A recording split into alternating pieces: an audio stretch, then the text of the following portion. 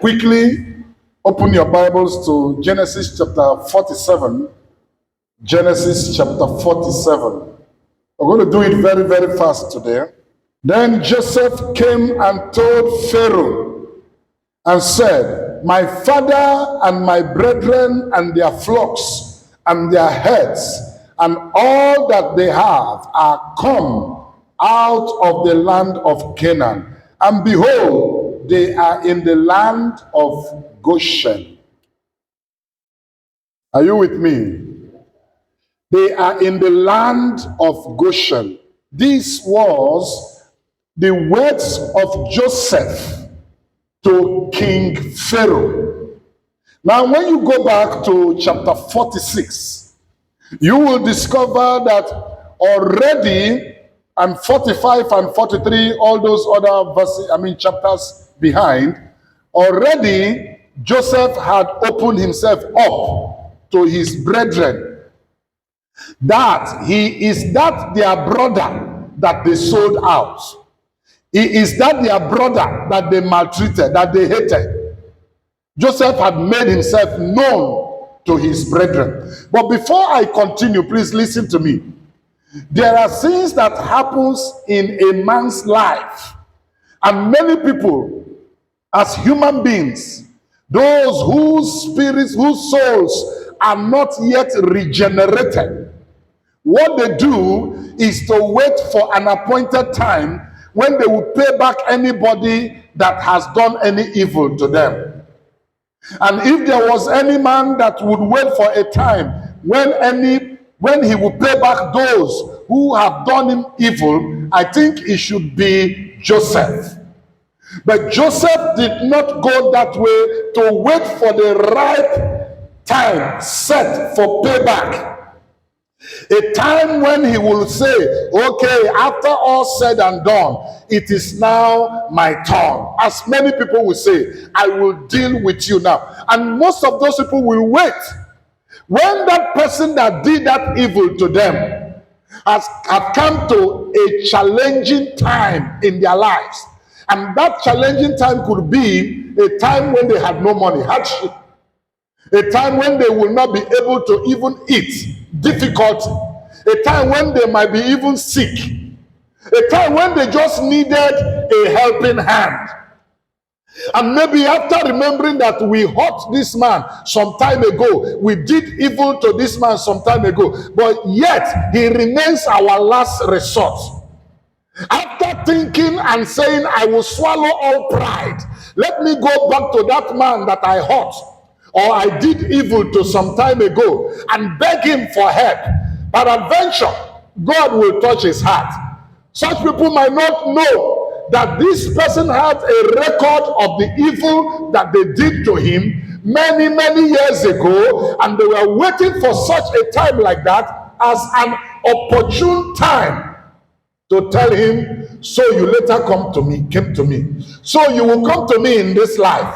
I didn't know. They will mock the person and mock him, and after mocking him, they will send him away empty-handed. Some people are like that. They will wait for you until when that time comes. But Joseph did not do so. Joseph was able to embrace his brothers. Joseph was able to bring them even where he was at the time. Now we enter chapter 47. Chapter 47 of the book of Genesis. In verse 1, Joseph did something, and that is the area I want to teach on very briefly today. And what is it about? Joseph carried his father, carried his brethren, that is his brothers, and came to Pharaoh. Now listen. When a man, please listen to me carefully. When a man have overrated himself before his subordinates, people who are under him, when a man have overrated himself, please, when a man have overrated himself before his subordinates, he finds it difficult to humble himself before his own superiors. When a man has overrated himself before those who are under him, There is this tendency in him that even when he sees his superior, he wants to prove to those who are under him that he does not bow, he does not submit to any other person, that they should see him as the all in all. But I must say something. Any man, any woman who does not have who you answer sir, you are in a big problem. If you feel that everybody must answer you sir, and there is nobody you answer sir, even those who you are supposed to answer sir, you now move around and begin to fight them, you are going to fall very soon. It will not take long. Now, what really happened in this matter? Joseph took his father, Joseph took his brethren, and they went to Pharaoh. What did he go to do? He went to show the father, Jacob, his brethren, about 5 of them, that there is still a man I submit to. There is still a man I am loyal to. There is still a man I am humble to. Even though I can stay now and say, let trailer loads of wheat, of corn be delivered at your doorstep, there is still a man that I am loyal to. Now look at this. Joseph's father and brothers came to Egypt. It would have been natural for Joseph to say, take this land, go and stay in this land. Pharaoh is me, I am Pharaoh, go and stay there. And maybe tomorrow Pharaoh might hear about it, that the brethren of Joseph were in the land of Egypt without his approval. Sometimes you discover that even as brethren that we are, you are living with somebody who is your superior. Then somebody comes to visit you in that house where you are living without your superior, or in that compound, and you refuse to take that person to go and introduce him to your superior, or say, hey, my brother came home, my friend came home. You took it because you are the one who is paying for that house, or the superior does not feed you. You now feel that you can have every right and every power. Most times it causes problems amongst people, even landlords. There are some landlords that believe and feel that if their tenant brings in anybody, that they must first of all come and let them do what? No. They might say for security reason. When you are living under a superior, there is a level of transparency that is expected from you to exhibit, to exercise. Else, you will put yourself in a situation where your superior will be suspecting you in what you are not doing. The problem is that you are not transparent. You are not open. You don't open up. Listen, transparency is an expression of integrity. I have nothing to hide. This is me. This is my all. But when you keep on hiding things from your superior will now begin on his own to use his head to now begin to fathom what you are doing. And sometimes he might extrapolate it beyond what you yourself are doing. And by that time, both of you will have friction. But what did Joseph do? Joseph went back with his father and his brethren and went to Joseph and went to Pharaoh. I want to show you something in chapter 46, very, very fast. Go to chapter 46 with me. Look at verse 31. I will read to verse 34. And Joseph said unto his brethren and unto his father's house, I will go up and show Pharaoh and say unto him, my brethren and my father's house, which were in the land of Canaan, are come unto me. Submission, loyalty. Somebody say submission. If you must grow, you must identify people that you must submit to, you must be loyal to. Some of them might be your kinsmen, some of them might be your pastor, your spiritual leaders, some of them might be certain person that God has given an edge over you. They are, don't go and tell them, that people, does he feed me? Whatever plate, whatever clay pot that he uses to give me food, let me break it. I don't have it. No, you will not go far. You will end breaking up. You will end up your life always breaking up plates. And they look around you. All they will be seeing is the place that you have broken in order to break relationship. It does not help you. Listen, you need relationship to go far. You need relationship to go far. You did not, listen to me, you did not go through that your primary school in vain. You did not, God did not put you in that primary school that you attended many years ago in vain. God did not put you in that secondary school that you attended many years ago in vain. God did not put you in that university that you attended many years ago in vain. God did not put you in that church where you are worshiping now in vain. God did not allow you to be born in that particular kindred in vain. He allowed you to be part of all these systems so that they will be part of what will enhance you. Sometimes they might not readily enhance you by their physical attributes. Some of them, the way they will enhance you is by making jest of you. Telling you, after all, who is your father? Who is your mother? Such words could challenge you and you say, I will prove something in my life. Are you with me?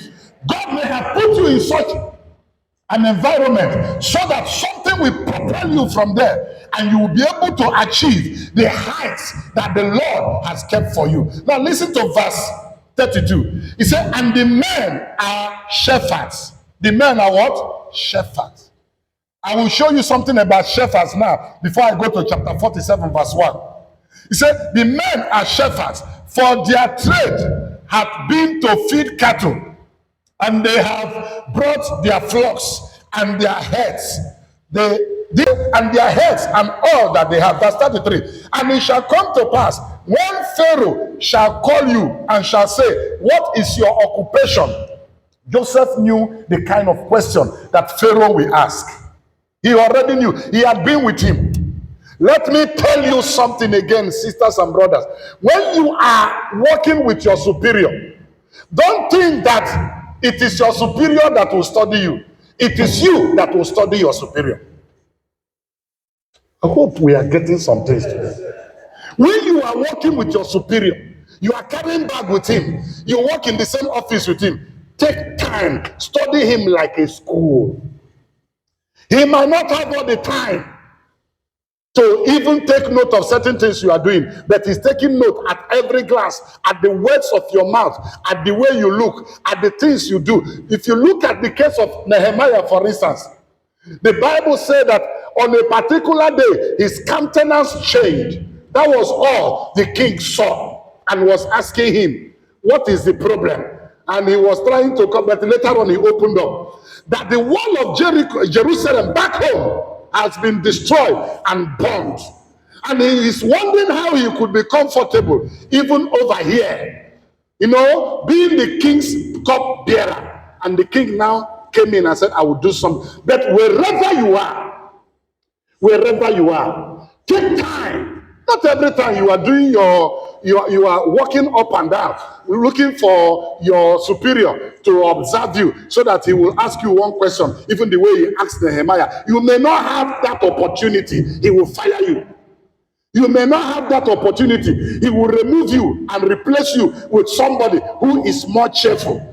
That your mother died, that your wife is sick at home, and you came to work and you are opening your face, your superior must know and ask you, this kind of superior self. He doesn't ask somebody how the person is doing, how the person is feeling. You will keep on thinking about that. He doesn't act until he fires you. Go ahead. Just go ahead. I'm not saying that it is wrong for your superior to ask you those things, but sometimes openness and transparency can help you, and the way you have studied that your superior can help you to go far in your relationship, in that your workplace, in that place where God has kept you to serve. Somebody with me. 34. He said that ye shall say, the servant's trade hath been about cattle from our youth even until now, both we and also our fathers, that ye may dwell in the land of Goshen. For every shepherd, listen to that line, underline it. For every shepherd is an abomination unto who? Egyptians. Every shepherd is what? Please, I want to teach you some things today. Joseph already knew by the reason of his sojourn in Egypt that every shepherd was an abomination to the Egyptians. Then he should have hidden his brothers from Pharaoh. Am I correct? He should have hidden them from him. But transparency, which expresses integrity, demands. Transparency, which does not have anything to fear, demands. Transparency, which can let anything be open to especially the superior without being afraid of any consequence, demands that Joseph goes to Pharaoh and say, even though I know that the Egyptians abhor shepherds, but my people are shepherds, there is just nothing I can do about it. In humility, in politeness, he went to him and told him. The beautiful thing is that when you read chapter 47, at the time Pharaoh had to now tell Joseph, me myself, I still have some cattle. If any of your brethren can help me take care of my own. Nobody knew that perhaps the king, the Pharaoh, had some secret place where he also keeps his own flocks. He said, get me able men who will now be in charge. They will be director general of my livestock. That is what transparency fetched Joseph and his brethren. You keep on hiding things sometimes. You discover that you keep on being limited. Nobody knows what you are passing through. Somebody asks you, how are you feeling today? You have sickness. You have no money to buy drugs. You say all is well. How are you? You are dying. You are saying all is well. Brother asks you, how are you doing? I am sick, but I am trusting God, just that I don't have money to buy drugs. You say all is well. And you are still embittered against the church. You are still embittered against your brother, your sister, that they are not taking care of you. But when they open their mouth to ask you, you say all is well. You want to exercise on spiritual gragra. Then when Joseph told Pharaoh, look, my people are shepherds, and that it will be better that they live somewhere around me, Pharaoh quickly said, let them go to Goshen. And the Bible described Goshen as a lost place where green grass are very much available for their flock. And that was where they went. And that was where they started to do what? To live. Why? Because of what? Transparency. Because of openness. Some of us have been embarrassed because we are not open to our superior. Some of us have been embarrassed because we are not open to those who are supposed to help us.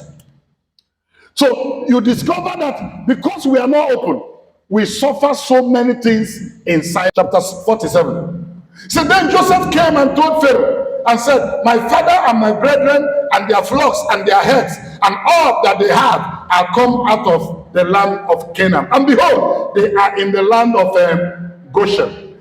And he took some of his brethren, even 5 men, and presented them to Pharaoh.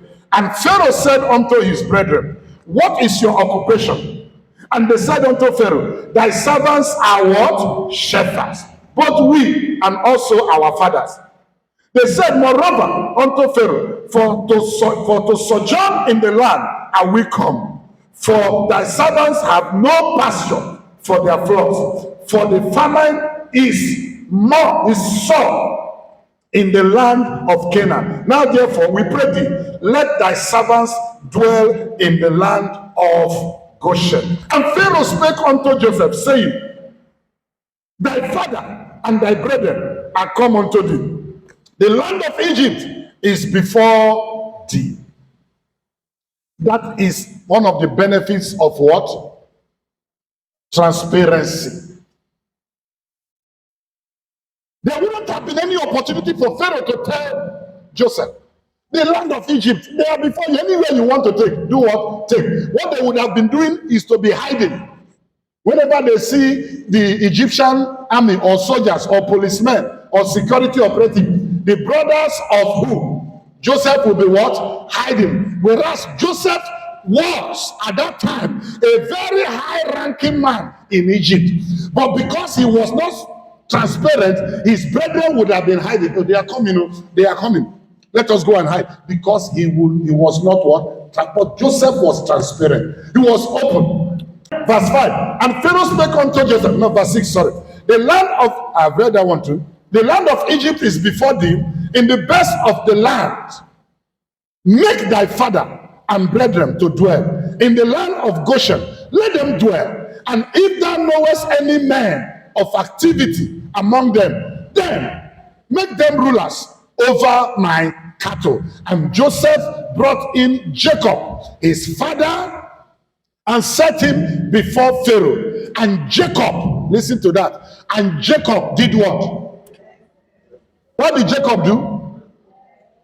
That would be one of the times that somebody from the tribe of Jacob or Israel had to now bless the king of Pharaoh.